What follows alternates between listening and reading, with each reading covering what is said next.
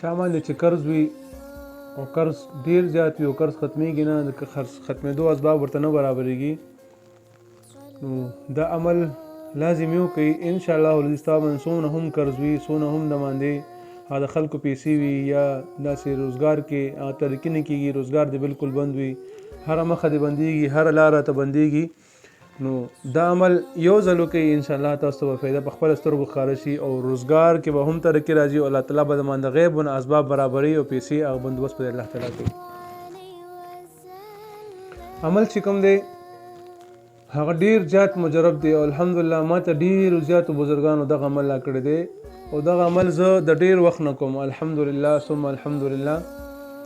چې دغه عمل ما کله هم کړی، الله جل جلاله زما مشکل په هغه وخت سره آسان کړی دی. عمل هغه یو الله جل جلاله صفتین هم دی، هغه ویلي د سحر مونځ نه پس مخ په قبله وکینی، مخ په قبله باندې اول او آخر یوش کرته درود ویلی،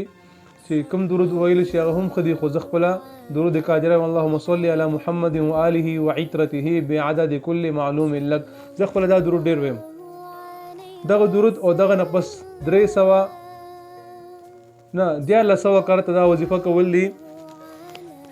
یا مستطیع یا مستطیع یا مستطیع مخ په قبله کې ناستل دي، تصور کې ښه ارسه برابرول دي او دغه وظیفه هغه کول دي، په تسبیح باندې اړوه او دغه 1400 کرته وایه، انشاءالله ته وګوره چې ستا مشکلات الله حل کوي که نه کوي، ستا ته د قرضونو اسباب برابرېږي که نه برابرېږي.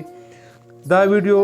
مخکې ملګرو سره هم شیر کړئ، دا عمل وکړئ او بیا کمنټ کې ضرور وایي چې یاره ما څونه فایده وشوه. د چا څه قسم مسله یې کمنټ کې ویلی شي، انشاءالله هر ملګري ته به جواب ضرور ملاویږي. بعضې ملګري زما نمبر غواړي، زما نمبر